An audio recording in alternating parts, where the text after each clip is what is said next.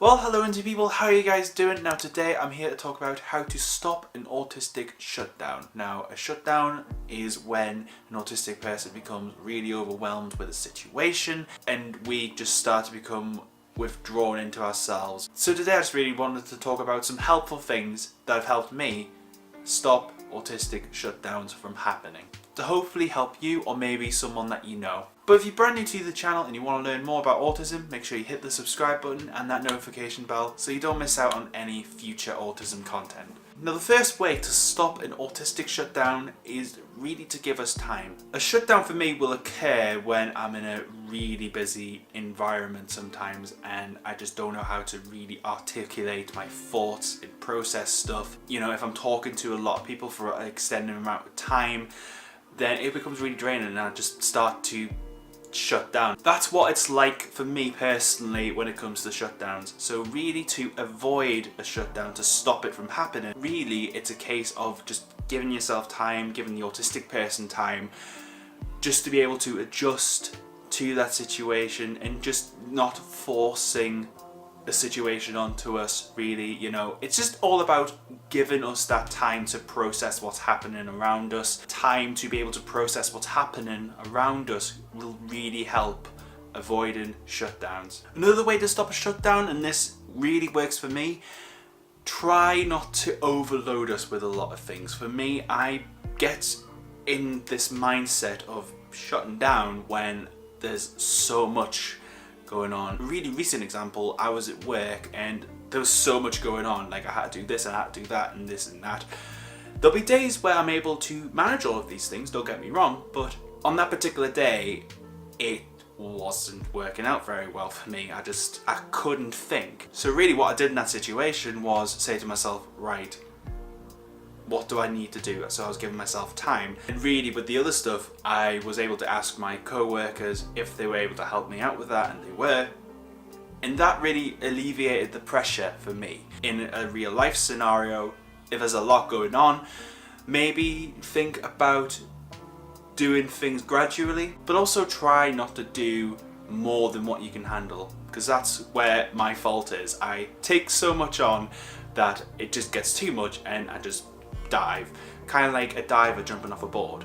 Really, it's just like ooh, ooh. The third way to stop a shutdown, and this will not be for everyone, but it does help me, physical contact. You know, hugging someone, just having that physical contact there with another person that you trust. For me, when I start to go into a shutdown, I become really numb.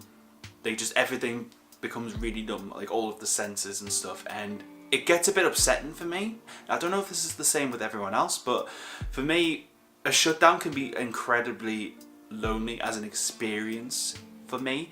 So really one of the things that has helped me is just hugging my fiance. Like often I'll say to her, oh, can I have a hug? Don't have to give her a reason why, she just knows me and all of my fabulousness. And having that physical contact really does help, because it just provides reassurance that there's someone there. And also just having that physical connection with someone in a physical way just brings me back into the real world, as it were, because sometimes in a shutdown it kind of becomes foggy, like everything just becomes foggy. So having that physical connection has actually helped me quite a lot in the past. Another way to stop a shutdown, maybe you have a special interest, maybe you have an obsession over something in particular. From knowing the autism community, quite a few people actually like Lego and stuff. Or maybe you're like me and you like playing on an instrument. I think using a special interest of yours that you know you enjoy and you really get a kick out of, or a sense of excitement out of,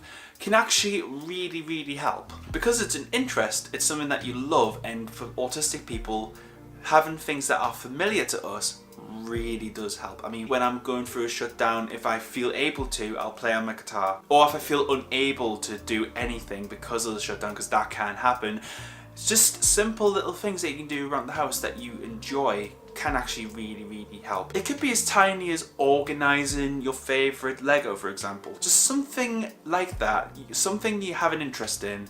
Another way to stop a shutdown from happening is having a support network of people around you. Now, for me, I've got my fiance and she's great. Like if I'm not feeling myself, she'll ask if I'm alright. Or if I say, look, I'm just not having a good day today and I feel like I'm gonna go into a shutdown, You know, I have someone there who knows me and is able to help in some way. I mean, I've got my fiance, but you might have a friend or a family member who might be able to support you and knows what your dislikes and likes are. But having that support network there can really be useful. Another way to stop an autism shutdown is really to remove the cause of the shutdown. Now, this might be a social situation that you are in. Now, a cause for me is definitely social situations. That's one of my weaknesses, is social situations and understanding social situations and stuff. And for me to go into a social situation, say, I don't know, like a party or something, it takes a lot of energy, it takes a lot of mind working overtime to be able to do everything that I really want to do. You know, so for me to avoid a shutdown, I'll either leave the situation entirely if it is really too much, or I'll move to another room away from people for, I don't know, 5 minutes, something like that. Just time for me to gather my thoughts and just be able to process everything. It can be quite a lot, so really just taking that time for me to handle everything and just come to terms with everything. It can really be a good thing, actually, just having that time. Honestly, when it comes to shutdowns, the most important thing is the person themselves who experiences the shutdowns. Like, anything that you can do to help people like myself will just really improve our experience overall. So I appreciate everything that my fiance does for me, and I don't know, maybe this video has helped you. Have you got any tips about avoiding shutdowns, stopping shutdowns altogether?